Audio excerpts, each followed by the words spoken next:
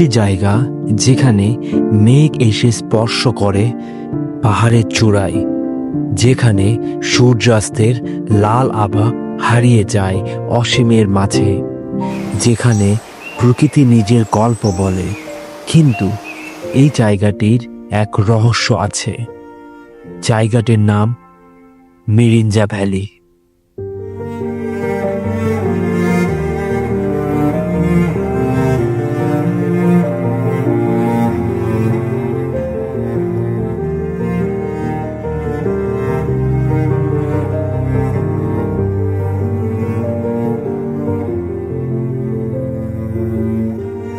এটি বান্দরবনের গভীরে লুকিয়ে থাকা একটি স্বর্গীয় সৌন্দর্য। মিরিঞ্জা ভ্যালি 1640 ফুট উচ্চতায় অবস্থিত এই পর্যটন স্পট, যেখানে দাঁড়িয়ে আপনি পুরো বান্দরবনকে এক ঝলকেই দেখে ফেলতে পারবেন। কিন্তু এখানে আসলে কি সবকিছু স্বাভাবিক?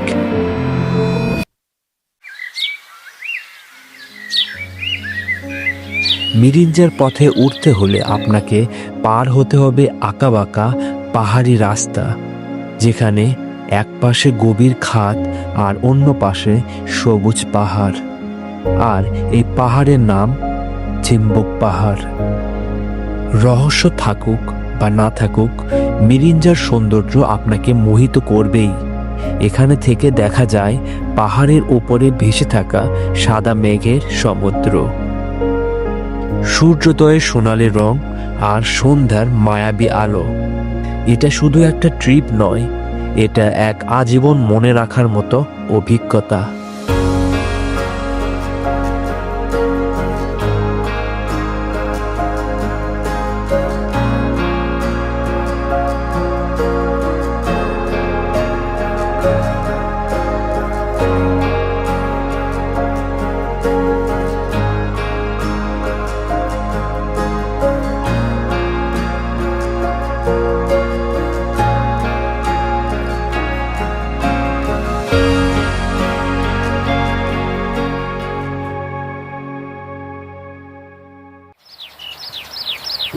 এই বান্দরবনের খুবই জনপ্রিয় একটি জিনিস জুমঘর।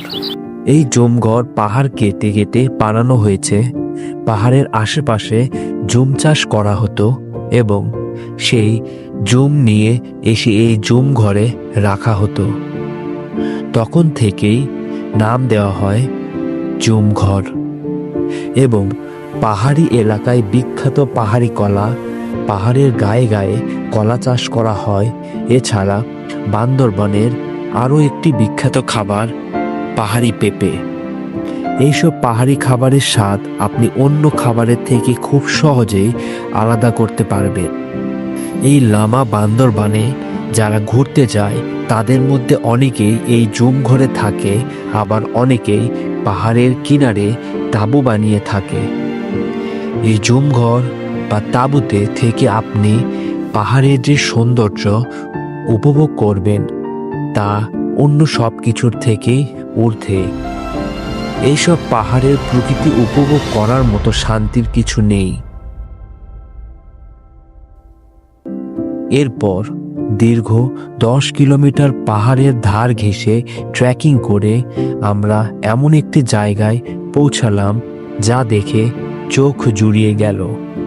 জায়গাটির নাম রূপসী ঝর্ণা ও নাফাকুম ঝর্ণা। শীতের এই মৌসুমের জন্য এই ঝর্ণাগুলি শুকিয়ে গেছে। ঝর্ণা শুকিয়ে যাওয়া সত্ত্বেও তাদের সৌন্দর্যে একটুও কমতি দেখা যাচ্ছে না।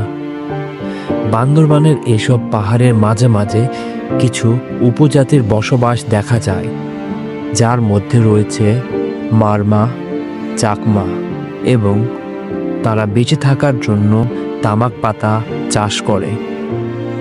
বান্দরবানের লামা উপজেলায় শুধুমাত্র পাহাড়, নদী আর ঝর্ণার জন্যই বিখ্যাত নয়, এটি এক অনন্য সংস্কৃতি ও ঐতিহ্যের মিলনস্থল। আমার বাড়ি থেকে প্রায় 350 কিলোমিটার দূরে এই জায়গায় আসার পর এই জায়গাতে আমাকে অনেক কিছু শিখিয়েছে। এই পাহাড়ে ট্রেকিং করে আমি বুঝতে পারি অনেক কষ্টের পরে আমরা ঠিক এমনই ফল পাই। এখানে অক্সিজেনের পরিমাণ কম, পপুলেশন কম, ফ্যাসিলিটিস কম, কিন্তু আপনি এখানে একটা জিনিস বেশি দেখতে পাবেন, সেটা হচ্ছে এখানে একে অপরের প্রতি ভ্রাতৃত্ব, ভালোবাসা। আর যদি আপনিও এখানে আসেন, হয়তো আপনার এই জায়গাটা আপনার নিজের শহরের থেকেও বেশি ভালো লেগে যেতে পারে।